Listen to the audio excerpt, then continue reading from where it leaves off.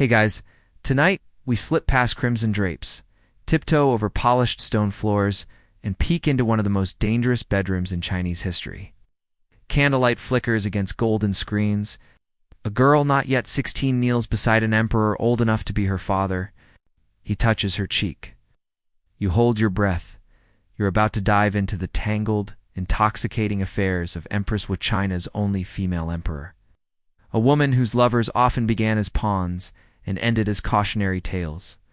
And yes, you're right to be nervous. There are enough poison pastries, secret scrolls, and doomed bedroom confessions in this tale to keep your heart thumping. Probably won't survive this. So, before you get comfortable, take a moment to like the video and subscribe, but only if you genuinely enjoy what I do here.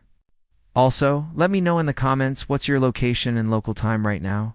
Now dim the lights, maybe turn on a fan for that soft background hum, and let's ease into tonight's journey together.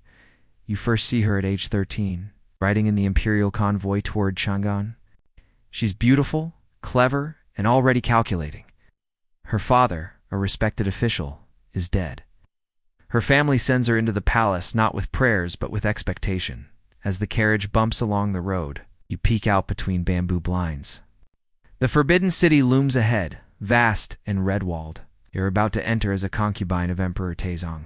There's nearly 30 women already, your number. Well, let's just say they've stopped counting. At court, everything is a test. How you bow, how you speak, how you smile without showing teeth. You pass them all. Soon, you're called into the emperor's bedchamber. He's gruff, military, aging, yet powerful. You kneel. He nods, and history officially takes a sharp left turn. But there's another set of eyes watching from the shadows, Prince Li Zhao. He's in his 20s. Kind, bookish, curious about everything including you. One day as you deliver tea to his chambers, your fingers brush his. It's nothing. Maybe it's everything. A year passes, then another. The emperor grows ill and cold. One morning, his eyes stay open, but empty. The court moves fast. As women, you included, are sent to a Buddhist convent. Heads shaved, titles stripped. It's supposed to be the end of your story. Instead, it's only the first spark. Historians still argue whether your later rise was carefully premeditated from these early years. Did you seduce Li Zhao on purpose? Did he sneak glances at you in the corridors? Did he visit the convent secretly, cloaked and desperate? Some say yes. Others say it was fate, not planning. What's known for sure, 2 years after your exile, Li Zhao becomes Emperor Gaozong, and shockingly, scandalously, he brings you back. Not just back to court, but back into his bed. The empress at the time is livid. So is half the palace. But Gaozong doesn't care. You return, not as a shy girl, but as a woman who's learned how to wear silk-like armor, and this time, you're not just a lover. You're a rival to anyone who underestimates you. Gaozong dotes on you. You're witty, soothing, seductive, everything his fragile ego craves. But behind the soft voice and poetic flirtations, you're already maneuvering. You start with the empress herself, not with swords, with stories. You hint that she mistreats the servants, that she plots, that she's cold. True? Maybe, but you sell it like scripture. At the same time, you bear the emperor a son, then another. And in the brutal world of court hierarchy, that's more valuable than 10 jade necklaces. One morning, you stand behind a silk screen and overhear ministers whispering your name. They call you dangerous, too bold. A second Zhao Fian, a courtesan who once seduced her way into empresshood centuries before. You smile. If the slipper fits to the public, you're still a former concubine. But inside the palace, you're something else entirely. An unstoppable force wrapped in perfumed silk. One strange detail that shows up in court records: you reportedly used crocodile dung as facial cream. Not joking. It was considered cooling and divine. So you wonder how bad palace acne must have been for anyone to smear lizard poop on their face in the name of beauty. Anyway, one night, you sit beside Gaozong while musicians play. He asks, "Do you ever miss the convent?"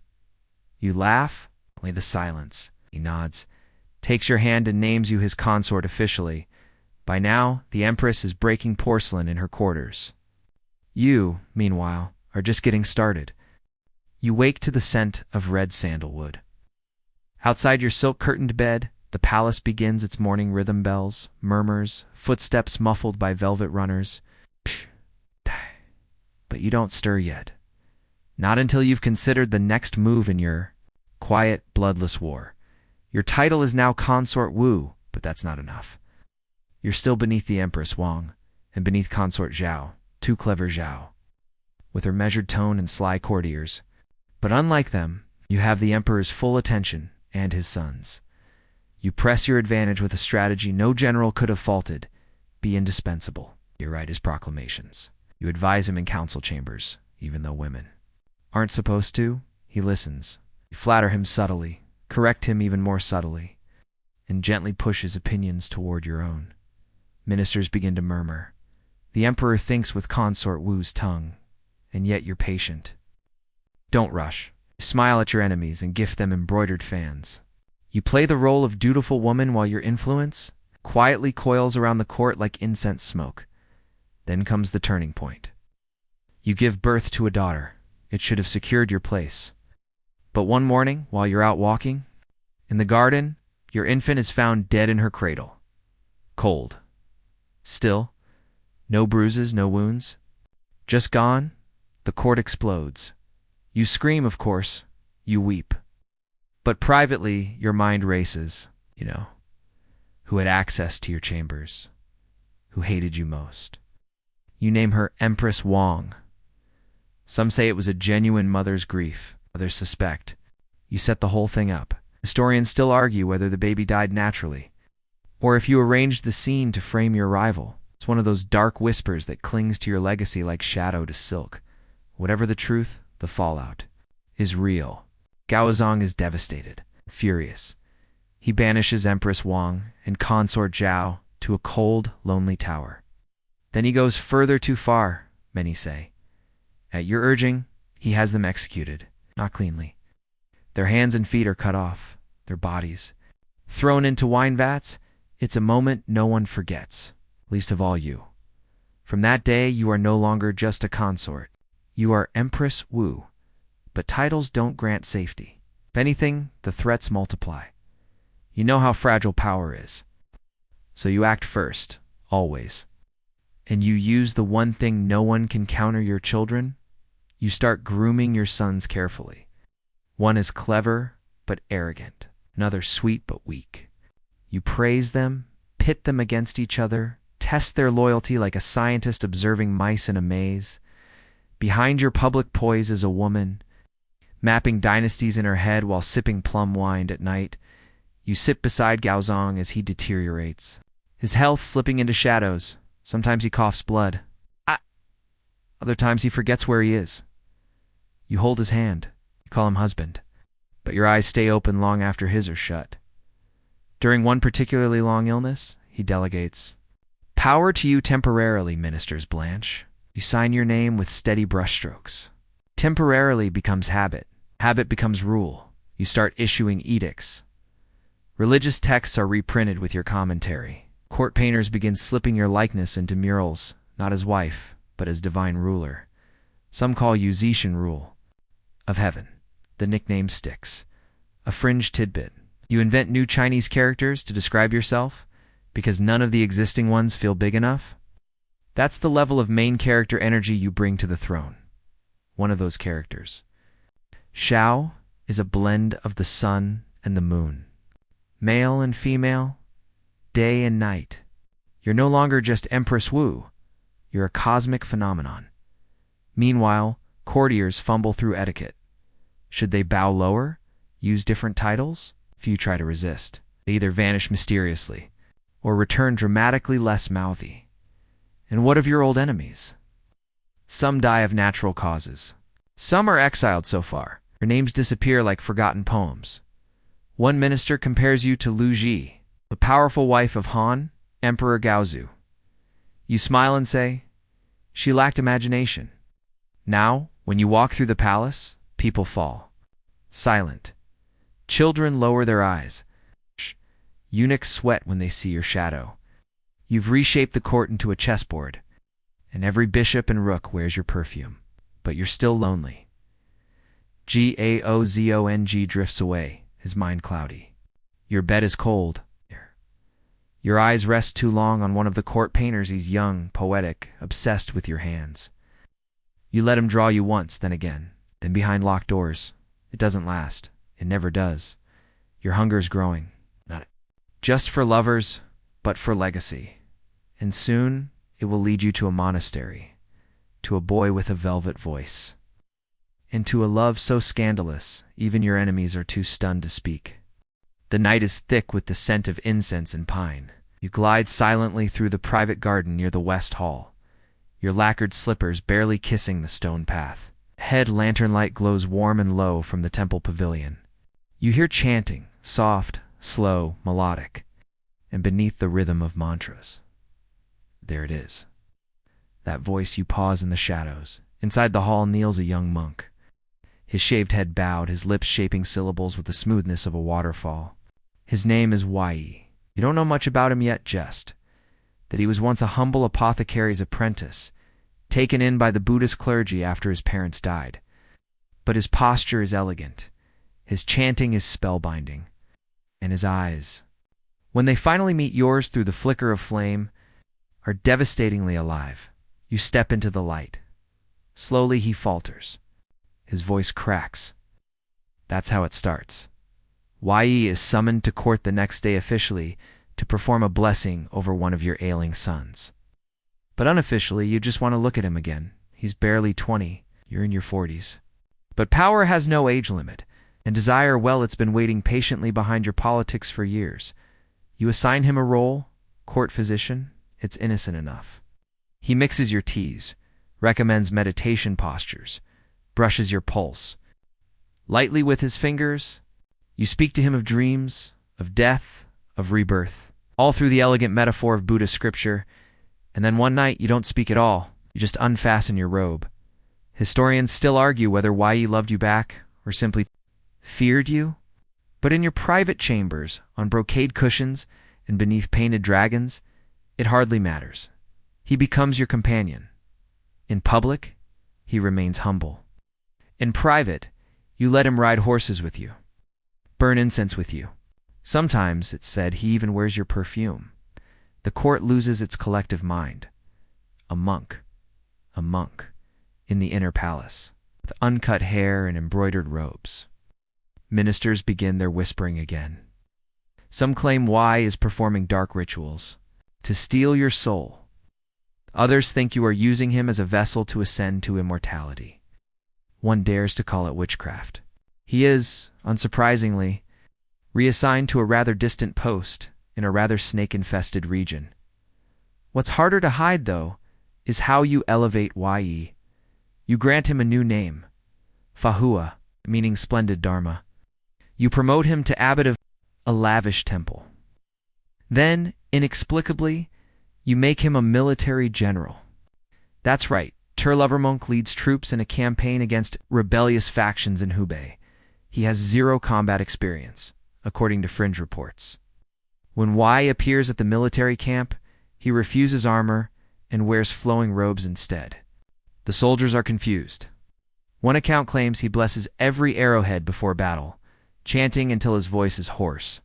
Against all odds, the campaign succeeds. Your enemies take this as a sign. The monk is protected by fate or something darker. Wai returns to court triumphant. He rides at your side through the capital. Women sigh, eunuchs bow. You smile and hold your lover's hand where everyone can see, but cracks are forming. Wai starts believing the praise. He struts, demands better quarters, argues with your officials. You watch from your jade seat and wonder, did you create a monster? Still? For now, he pleases you. He reads to you from the Lotus Sutra, and in the silence between verses, you rest your head on his shoulder. The irony isn't lost on you. You, the self-declared mother of the nation, are scandalously entwined with a monk who once swore to abstain from all worldly pleasures, including women, yet here he is, feeding you candied lotus petals and whispering mantras into your hair. A curious side note, Wai is reportedly obsessed with cosmetics. He blends his own rouge from powdered coral and insists on painting his cheeks even before horseback rides. You tease him about it once, he replies, dead serious. The gods notice beauty. Fair enough. But the court's patience is fraying. 1. Senior officials suggest Yi should be sent back to his monastery. You answer by building him a bigger one. Still, you're aware this arrangement cannot last forever. Already, your attention is drifting. Your sons are grown. Your throne is more solid than ever. And new faces at court too, in particular, will soon make you wonder if even Yi was too restrained. The moment of turning comes not in the bedroom, but in the courtyard. Hey, why? Strikes a eunuch. No reason, just rage. The eunuch lives but barely. And you, watching from a window, feel something cold settle in your chest. This is not the gentle monk who once trembled beneath your gaze. This is a man who thinks he cannot fall, but everyone falls, eventually. Even if you're the empress, even if you're the one who pushes. You sit beneath a painted parasol, watching your sons spar with wooden swords in the palace training yard. They're grown now, no longer the plump-cheeked children who once clung to your robes.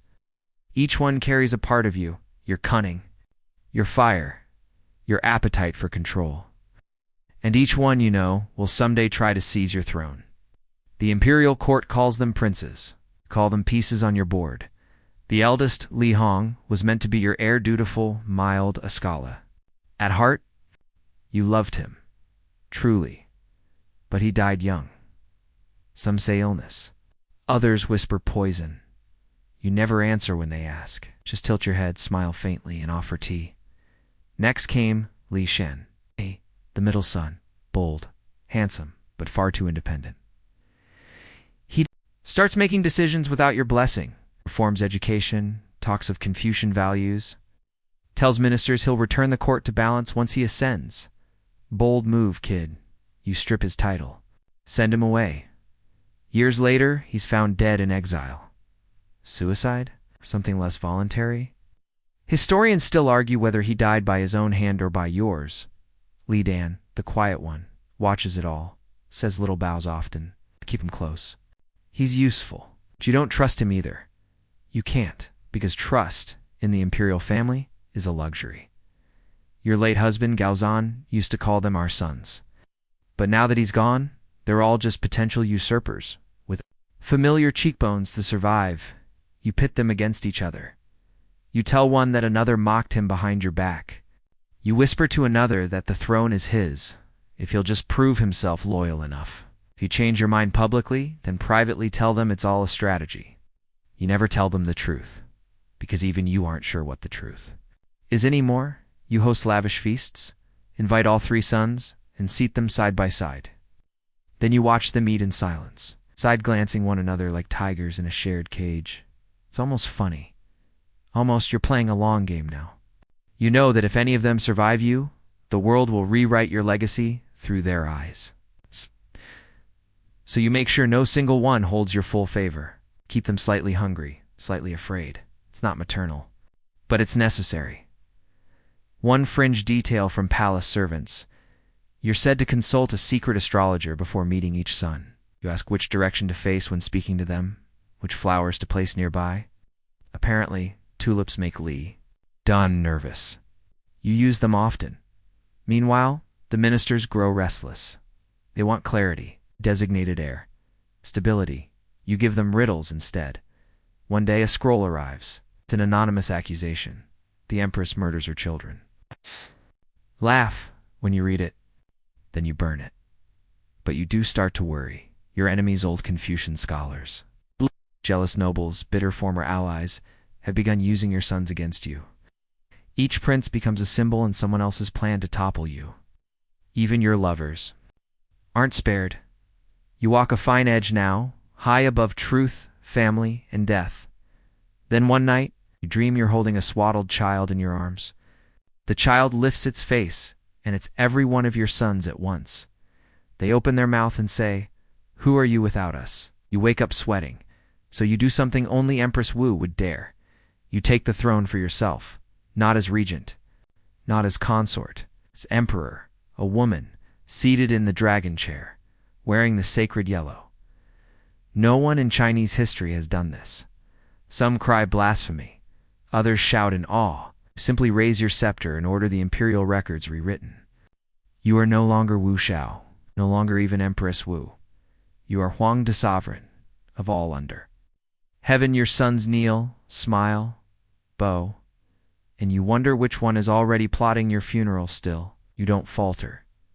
You create a new dynasty Zhou wedging your name into the annals between Tang reigns like a dagger in velvet.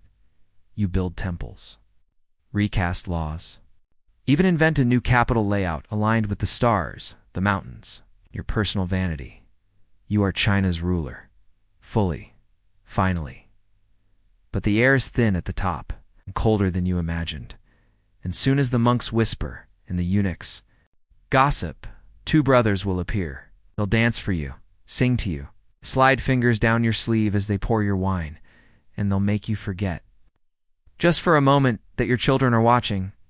You recline on a jade couch, lacquered screens casting shadows across the tiled floor. Outside, the plum blossoms shiver in the breeze.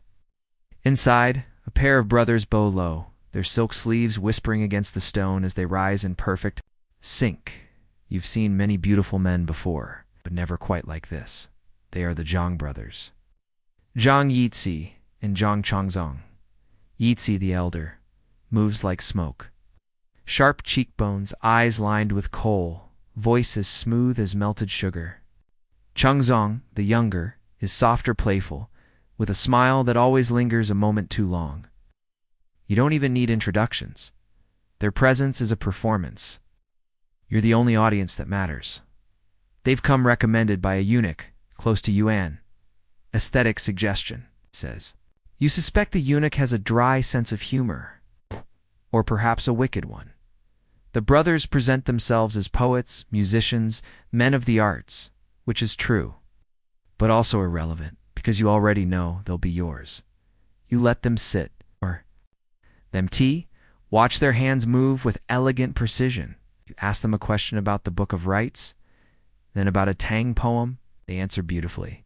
But you're barely listening to the words. You notice the younger one's eyes flick toward your wrist, exposed just enough beneath your sleeve.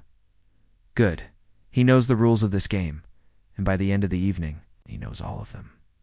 Your affair with the Zhang brothers starts like a folk tale, exotic, glittering, utterly improbable. But you are Empress Wu. You don't care about tradition. You define it. Soon they're in your inner circle, in your private quarters, in your bed. It isn't subtle. The court reacts like you've brought tigers into the throne room. Outrage simmers beneath their silks. A woman with two lovers, they whisper, brothers. Some say it's debauchery, others say it's sorcery. One bold minister accuses the brothers of defiling the sanctity of imperial virtue. You have him transferred to a border post so remote that even the bandits complain of loneliness, and yet the Zhangs rise higher. You grant them titles, minor ones, at first editors of palace documents, ceremonial officials, become your shadow advisors. They hand you scrolls, deliver your decrees. They even intercede with court ministers on your behalf. One fringe detail, younger brother Changzong, is rumored to dabble in perfume alchemy. He mixes oils for you, personally jasmine, osmanthus, and a dash of something intoxicating that no one else can place. You begin to smell like him. Or maybe he begins to smell like you. Of course, people talk. That's inevitable. What's more dangerous is when they stop talking, when you notice conversations end the moment you enter. And your own sons avoid eye contact. The Zhang brothers are no fools. They understand that every smile costs them favor, every compliment draws envy, pros. But they can't help themselves.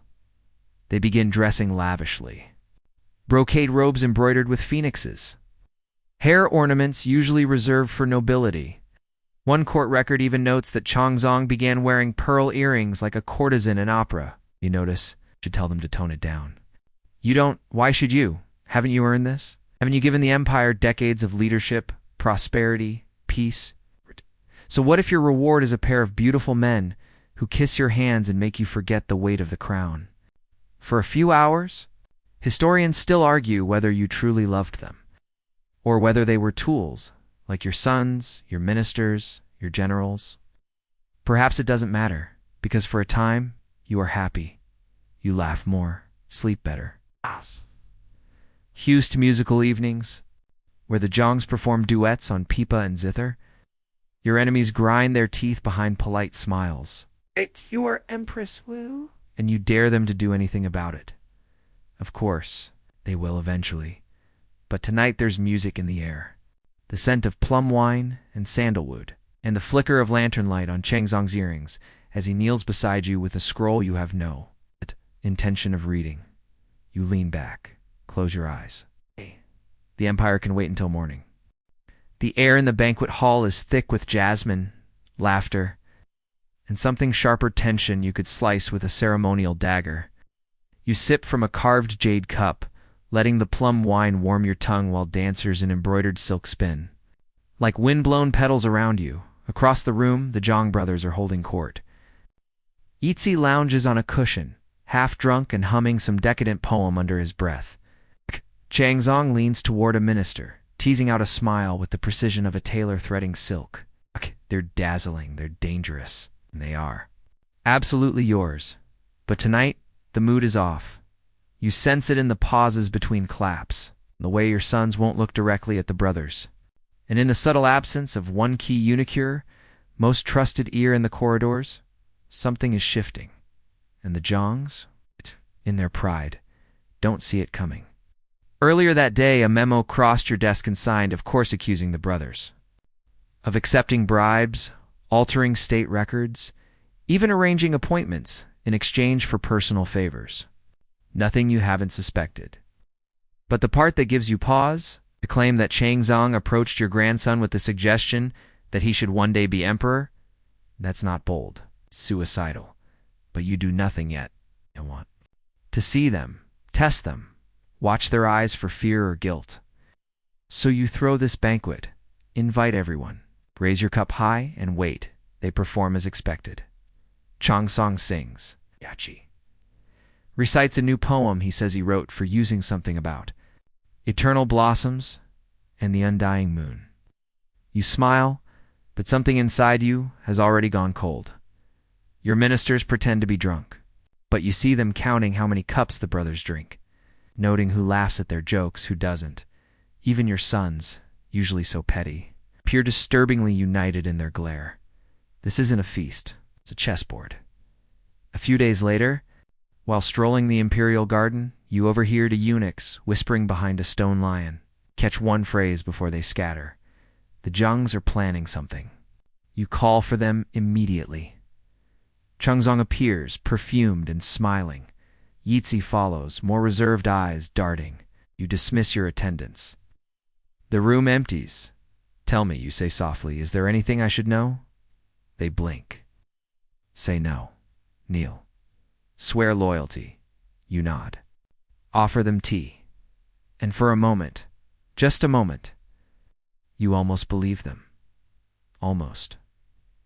Historians still argue whether what happened next was plotted long in advance, or if it was a snap decision born of sudden clarity. But that same night, an imperial decree goes out. Quiet. Unofficial. It reads simply, prepare the gate of eternal calm. The next morning, your guards arrive at the Zhang's quarters. No warning. Yizi resists briefly. Changzong weeps. Neither is armed. They're dragged from their beds, bound, gagged, and according to a surviving fringe account, forced to kneel before your portrait, not you. Then the executioner gets to work. There is no trial. No public statement. They disappear. You return to court that afternoon in a silk robe the color of late cherry blossoms. No one mentions them. Ministers bow a little deeper than usual. Sons avoid your gaze. You say nothing. And yet, you do not sleep that night. You lie awake, the palace silent around you, and wonder, was it love? Were you punishing betrayal, or simply restoring balance? Whatever it was, the world has changed again. Later, court records will note that you took no more lovers after the Zhongs. Some say it was age. Some say it was fear. Not as claim you'd simply had enough of beauty, of lies, of watching affection. Rot into ambition. You'll keep ruling for years to come. You'll pass laws, crush rebellions, and burn your name into history so deeply that even centuries of Confucian historians won't manage to scrub you out. But tonight, in the emptiness, left behind, you light incense alone, and the scent sweet, sharp. Familiar fades into smoke long before you close your eyes. You sit atop a dais carved from black lacquer and gold, the dragon seal heavy in your palm. Below you, court officials kneel with foreheads to the floor. They chant your titles: Holy Mother, Sage Sovereign, Celestial Empress of the Zhou. But none of them dare say the truth aloud. Your rule is absolute, and it terrifies them. The Zhang brothers are gone. So is Wei, your once cherished monk. So are most of the ministers who dared question your will over the past 30 years. You've outlived nearly everyone who tried to contain you. But now, power sits beside you like an old paranoid friend, one who never sleeps, never smiles, never lets you look away. Your days begin earlier. Your steps are slower. The throne still fits, but it presses differently. You start to feel it in your back, your bones, and your dreams. Still, you press on. Your palace grows quiet. The inner chambers that once echoed with music, laughter, and the soft thrum of pillow talk now whisper only the shuffling feet of eunuchs. You notice everything. Which eunuch sighs too loud? Which one avoids your eyes? Which one lingers by the sealed correspondence drawer? That drawer, by the way, holds your real network, the letters, coded scrolls, secret edicts. You've spent years perfecting the art of information control. You know which provinces are likely to rebel next, which generals still owe you favors, which scribes are easily bribed with silks and wine. But it's not just secrets that keep you company now. It's memories. Sometimes they appear unbidden. You smell Wei's incense, or see the glint of Changzong's earrings reflected in a goblet. You shake them off. Mostly, then there are the eunuchs. You never loved them, but you needed them. They've become your last shield, your spies, your reluctant confessors. Some were loyal, others were clever. A few, oddly, began to act like suitors. There's a story, probably apocryphal, that one eunuch wrote you a poem so tender that you kept it hidden in your pillow for years. You deny it, of course. But you also never threw the pillow away. And yet trust is always rented, never owned. One eunuch, your favorite, begins passing messages to a distant prince. Another tries to smuggle imperial jade out through a merchant's caravan. You handle them both swiftly, quietly. One is reassigned. The other disappears during a night rainstorm and is never spoken of again. Historians still argue whether your court operated as a surveillance state or a sanctuary for the shrewdest minds in the empire. Probably both. One fringe tidbit emerges from an obscure memoir. A servant claimed you once installed a mechanism. Beyond a panel in your bedroom, a slit no wider than 2 fingers. You could see the hallway, but no one knew. You watched everyone, including your lovers. You never stopped watching. That was the secret. As the years roll on, your sons grow older. Some you've banished. Others you've pulled close like injured birds only to clip their wings again when they flapped too loud. The line of succession is still a mess, and frankly, you prefer it that way. But ministers are growing louder behind closed doors. The court is aging, and you along with it. There's talk, carefully worded, delicately phrased, that it might be time to prepare the next chapter. You smile when they say this. You know what they mean? They want you to step down. They want you to name an heir, to pass the seal, to become history. You're not ready, so you delay. Commission new temple renovations. Sponsor another round of Buddhist scripture printing. Pretend you don't hear the coughs of your own failing body echoing against the golden walls in one last dazzling act of imperial theater. You order a full reinscription of the court records. You edit your own story in stone. Remove the shameful details. No mention of monks or dancers or dead babies in the cradle. You ensure that the version of you that endures is righteous, wise, divinely chosen. But beneath the marble and ink, You know the truth still pulses, raw and irresistible, in the silence. One night, you stand in your private garden, lanterns swaying, and you whisper the names Yi, Yitzi, Changzong. Not curses, not regrets, just echoes. They're gone. Yes. But you built the world that consumed them, and now it turns back toward you. Rain taps softly on the roof tiles as you sit in your private study. Alone, but not alone. Outside, the court scurries, like ants in the wet ministers, with silk umbrellas, eunuchs chasing wind-blown scrolls. Inside, the candlelight throws long. Shadows across the painted floor. You sip ginger tea, and your breath fogs the rim of the porcelain cup. You are old now. But you are not done. And then, just as you feared, just as you expected, the accusations begin. They always come from below, never direct, just whispers wrapped in protocol. One minister suggests that certain decisions might be too burdensome for your divine eminence.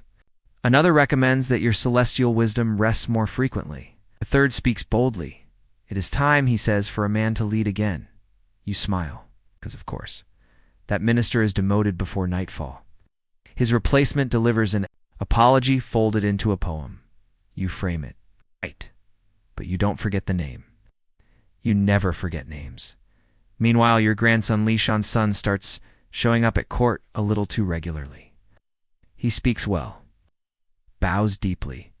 Some call him a return to proper masculinity, as if your body had been an embarrassing detour in the empire's story. But you've seen that face before in his father, his ambition. So you counter the move with an appointment no one saw coming, a new prefect of the capital, young, obscure, loyal only to you. It works. For a few months at least. Then come the riots. Small at first farmers, protesting taxes, monks arguing over temple land, but they spread. Someone is stirring the pot. Probably your grandson. Or maybe one of the leftover ministers still. Angry about the Zhongs. It could be both and still. You rule. You conduct audiences from a palanquin now. Your body too frail for stairs. You dictate policies from behind silk veils. Your voice low. Your attendants perfectly trained to echo your tone in every corridor at night. You light sandalwood and reread your own poetry. One verse catches your eye. It's written in your own hand years ago. To command heaven is to drink smoke with dignity. You try to remember who it was meant for. Yourself? One of your lovers? The answer escapes you. One fringe tidbit from this era, you reportedly kept a collection of rare parrots in your residence. They spoke phrases you'd taught them imperial. Commands, clipped insults, even a few verses of your favorite sutras. When one bird mimicked a phrase spoken only in your most secret council, remove him quietly, you had it relocated. Parrots, after all, are loyal to no one. The eunuchs are nervous again. They begin asking subtle questions. Should we notify Princely Dan of your declining health? Shall we begin drafting the abdication edict? Do you wish for the ancestral temple? Rites to be prepared. You respond by having one of the eunuchs dismissed for overstepping. The others fall silent, but you know it can't hold. Not forever. One morning, you wake to a letter tucked beneath your pillow. It's no seal, just 5 characters. It is time, grandmother. You burn it, but your hands shake. Historians still argue whether the palace coup that followed was coordinated or spontaneous. Some say your sons and grandsons plotted it for months. Others say it happened in a single whispered hour. Either way, the end is near. The eunuchs turn first. They step aside when your grandson's guards enter. They don't resist. You don't either. You are escorted gently, reverently, to a quieter residence. Your titles remain, but your power is gone. Ministers come to pay respects, but their eyes already look past you. You don't fight it because you know better. You sit in your new quarters, surrounded by books and silk, and you wait. You remember how you once seduced a monk with your silence? How? You crowned yourself emperor with no sword. It's just a gaze. How you burned every bridge with a smile and made the world follow you anyway? You ruled as a woman. You ruled as a god. Now you sit with your memories, and still they do not dare speak your name above a whisper. Your world has shrunk. The corridors that once trembled beneath your footsteps are now someone else's to command. You move more slowly, cloaked in brocade, in past tense. The palace where you were once empress, then emperor, is still yours in name, but the heart of it has shifted. And yet you remain at its center, like an ancient deity no one dares wake, but everyone watches. You have become a living relic. The court sends gifts, calligraphy scrolls, crates of dried persimmons, painted screen depicting the Buddhist paradise, where women ride lions and hold lotus flowers in golden bowls. You know what they're really saying? Rest, Empress. Stay put. Fade quietly. But you're not dead yet. In fact, there are days when your wit returns with a flash, sharp as the morning frost on the temple eaves. You still summon your old physician, the one who learned your pulse like a musician tunes a string. You tease him about his gray hair now. Is that from your wife, you ask, or from trying to keep me alive? He bows without answering. Smart man. Historians still argue whether your final years were peaceful or filled with quiet resistance. There are no official records of rebellion, no exiled lovers, no mysterious poisonings. But the silences are thick with possibility. The courtiers tread lightly, especially your grandson. He's Emperor, now Emperor Zhongzong, back from exile. Wearing the crown you took from his father decades ago, it fits him awkwardly. He visits you sometimes, eyes darting, voice respectful, but never warm. You raised him once. You also ruined his father. He knows both. One day during a particularly long visit, he presents you with a new calligraphy brush. The handle is carved jade, the bristles made from white wolf hair. For your poetry, he says. You raise an eyebrow. For my silence, you mean? He says nothing. Just pose. A fringe detail from one surviving eunuch's memoir claims that you laughed after he left, the kind of laugh that made the goldfish in the pond stop swimming. You spend long hours in your garden pavilion. The plum blossoms have come early this year. Their scent reminds you of Lu Yang in spring when you first arrived at court as a teenager. The world was strange and glittering then. Now it is smaller, softer, but no less dangerous. You take to writing again, not decrees poetry. Fragments, verses shaped like memories. They knelt to my name but feared my gaze, so I watched them vanish, one by one.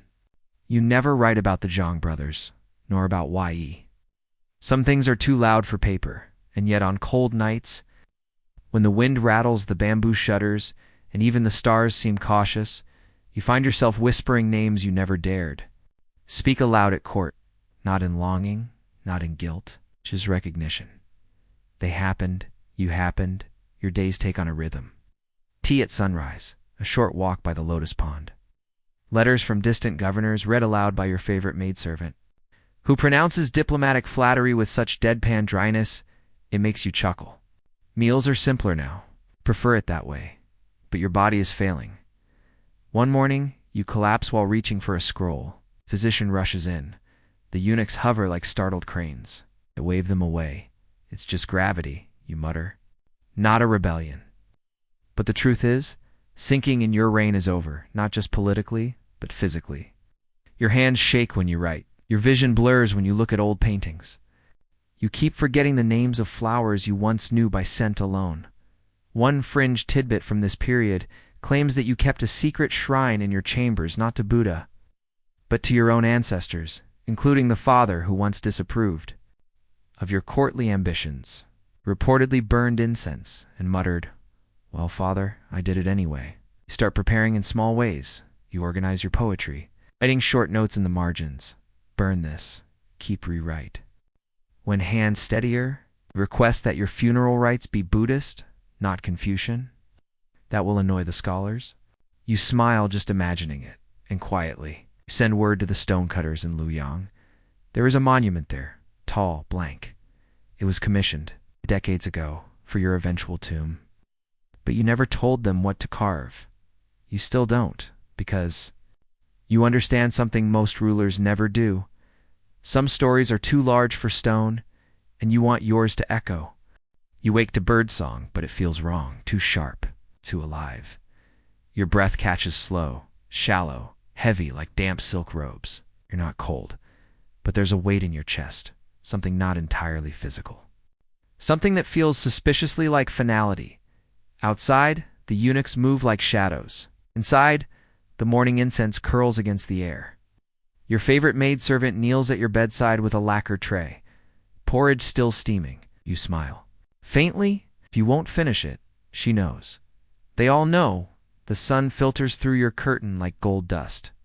Just as it did the morning you first entered the imperial court, a trembling girl in crimson robes, barely 13. You still remember the way the palace gates loomed carved dragons on either side, one open-mouthed, the other closed.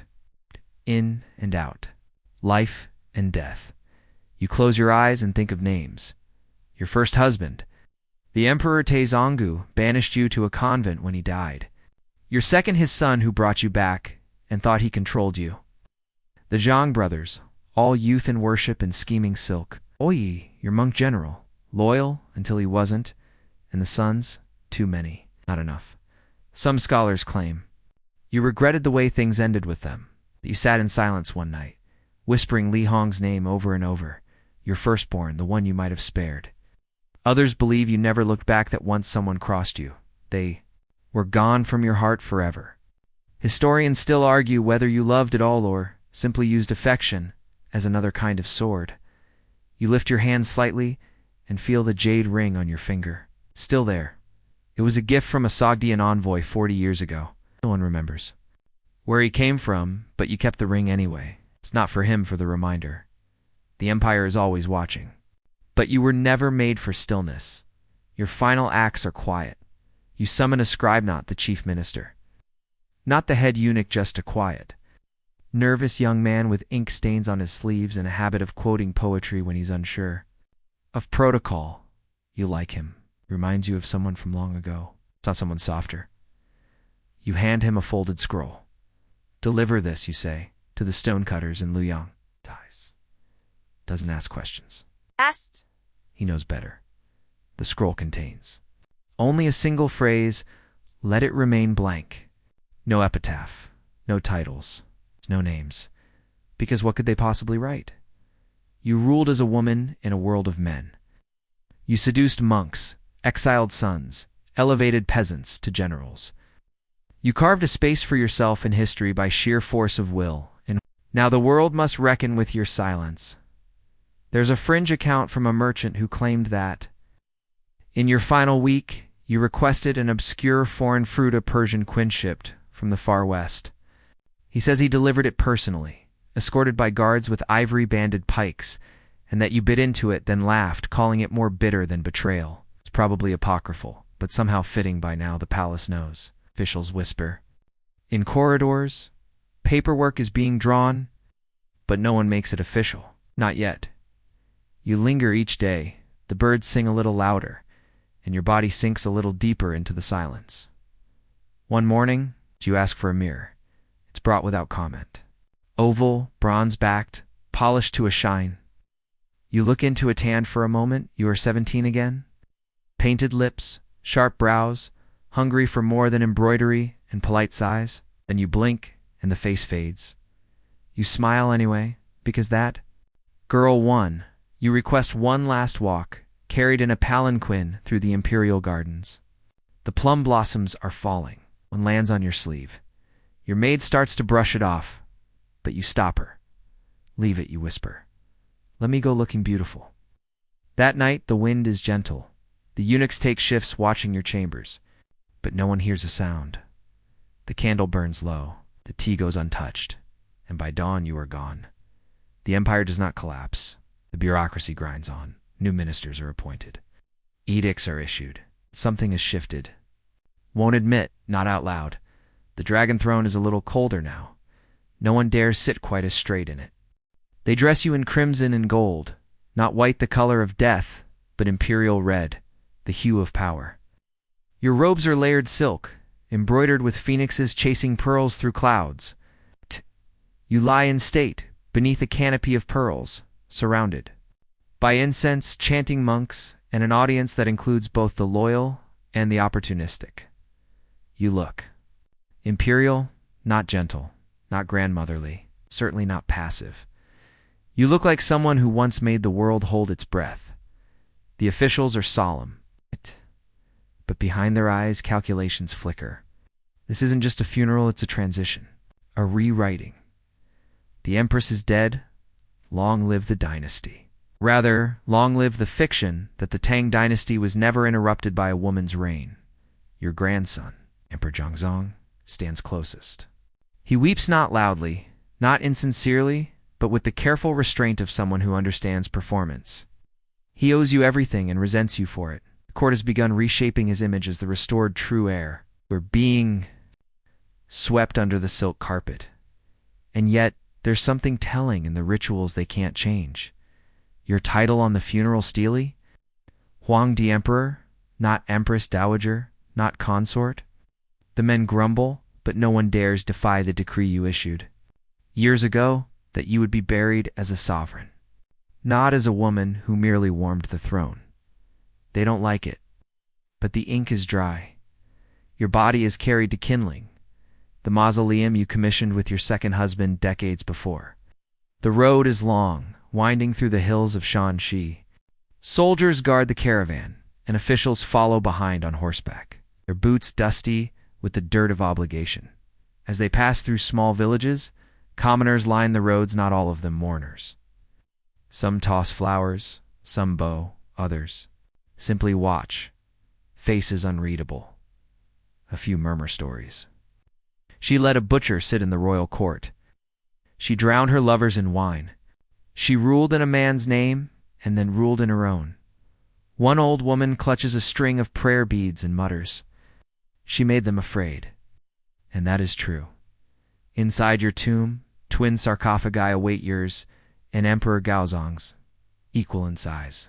Carved with dragons for him, phoenixes for you. The symbolism is delicate, unity, partnership, yin and yang. But everyone knows the truth. You outshone him, outlasted him, outruled him, and yet you chose to be buried beside him.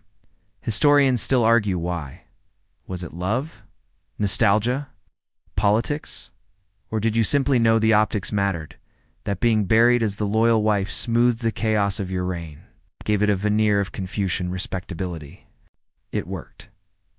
Sort of at the tomb entrance stands the monument, a great stone, steely over 3 meters tall, and on it, nothing, not a single character, not one line to describe your legacy.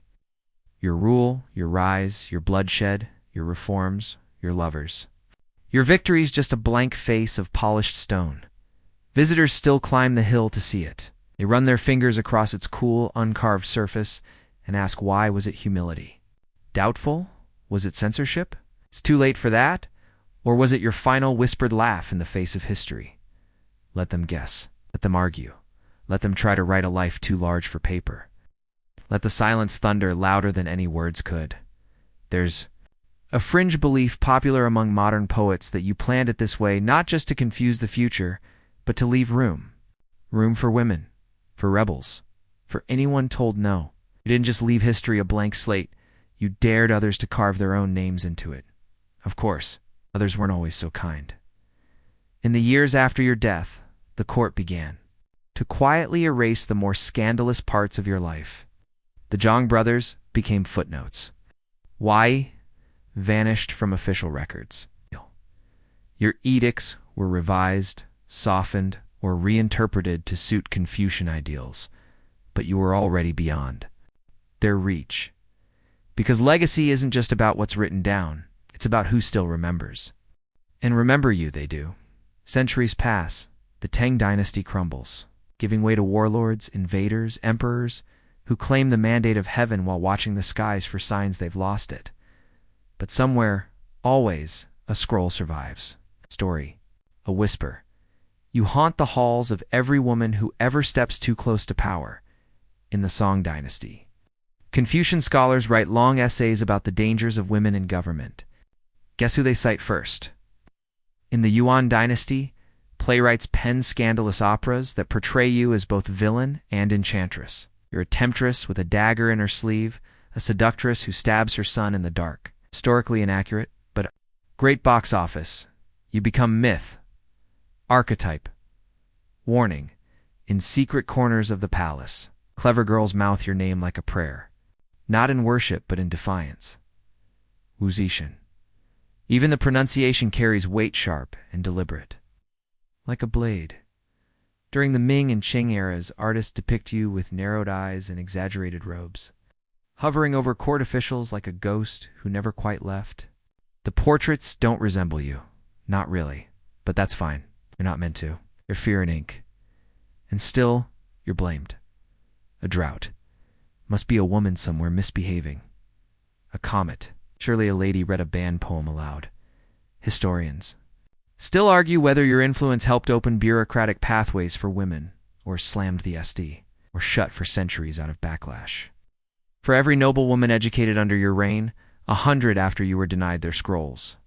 But outside, the palace walls, another story forms. Folk tales from the countryside cast you not as a devil, but a clever heroine. One story says you tricked a corrupt official by disguising yourself as a fortune teller. Another has you riding a tiger across the Yellow River to escape an assassin. You jump midair, land on the back of a crane, and vanish into the clouds. Unrealistic? Absolutely. But undeniably epic. There's even a fringe theory that you faked your own death and lived anonymously in the southern mountains, advising wandering monks and scaring bandits off cliffs. The evidence? Sparse. But people want it to be true.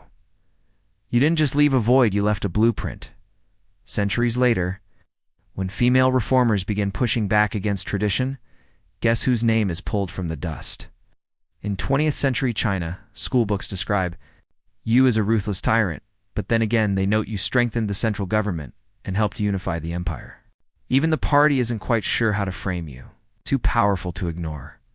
Too controversial to celebrate. Were reprinted, redacted, and resurrected in waves. Modern historians, armed with X-rays and database scans, uncover new documents. Poems you wrote, edicts signed in your hand.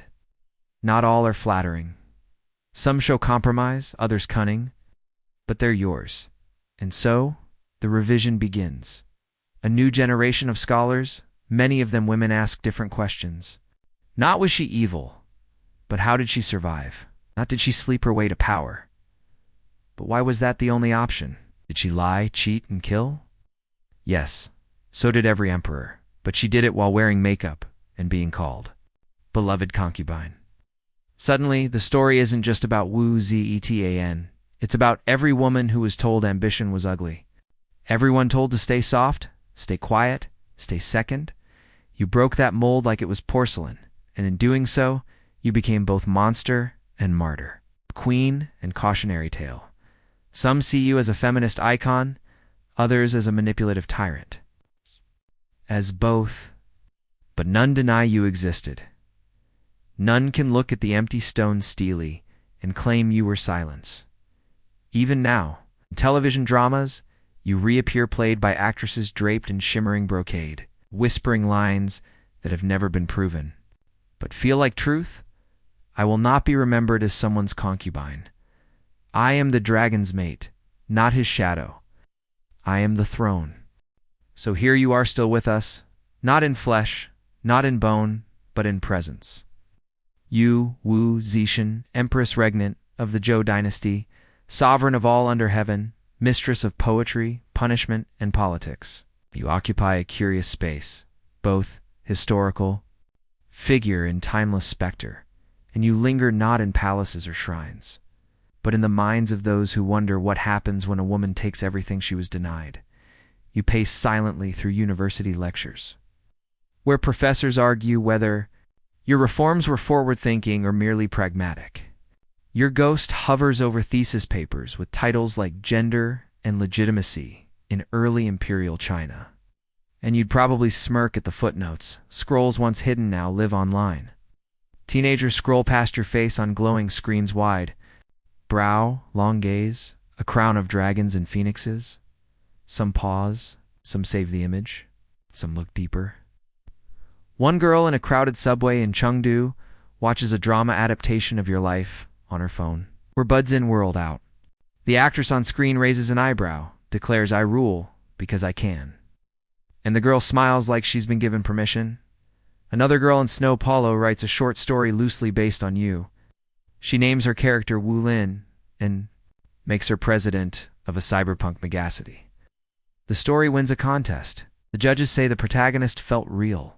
A boy in Boston studying classical Chinese stumbles across your steely inscription, or rather, its absence.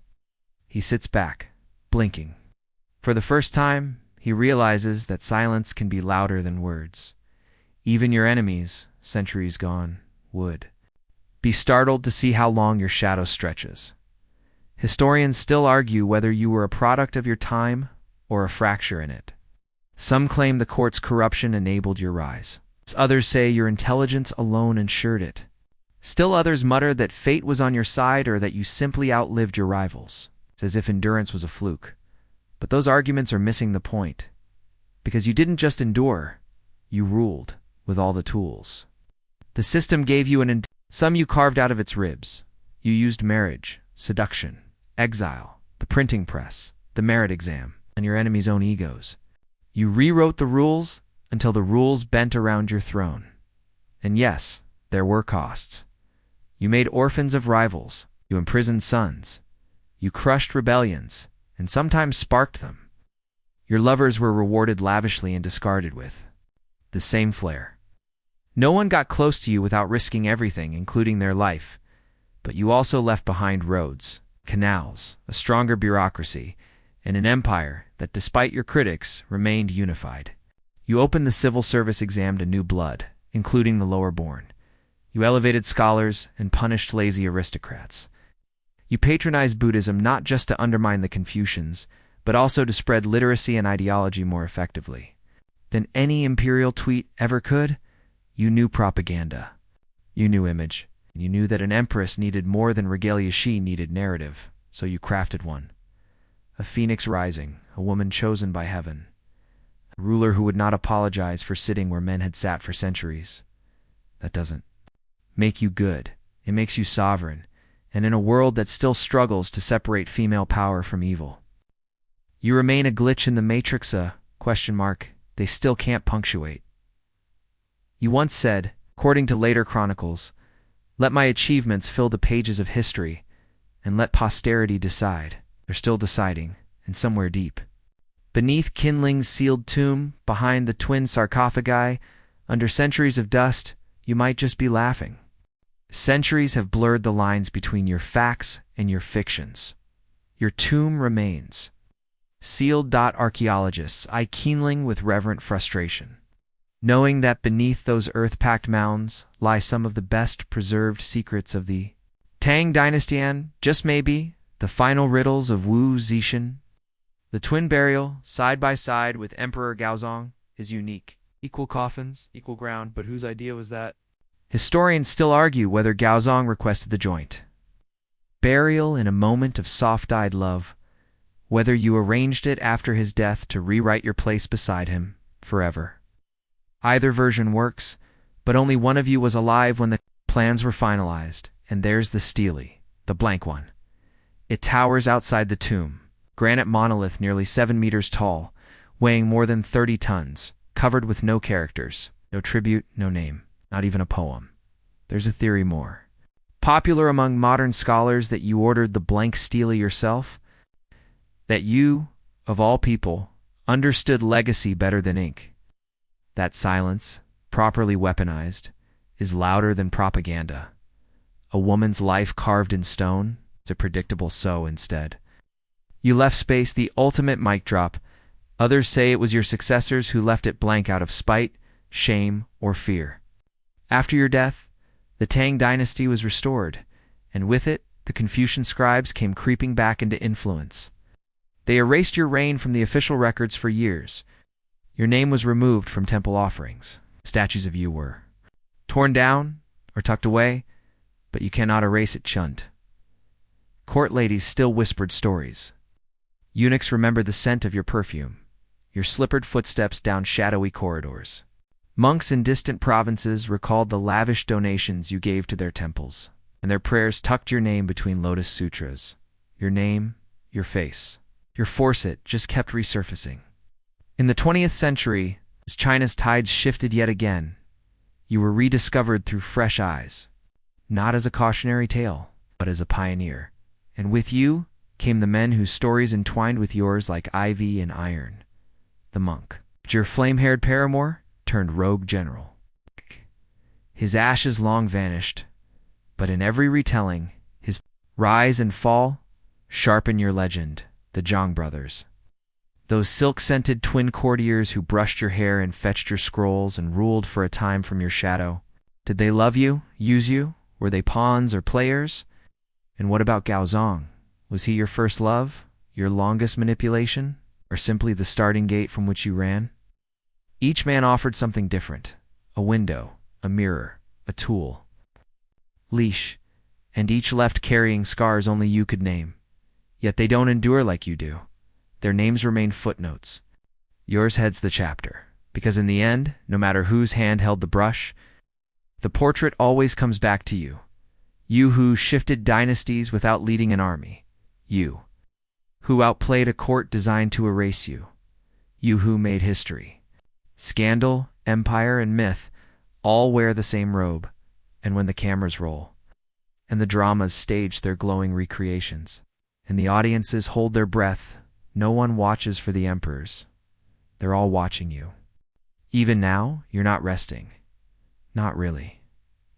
Behind museum glass, your portraits tilt their heads slightly, watching.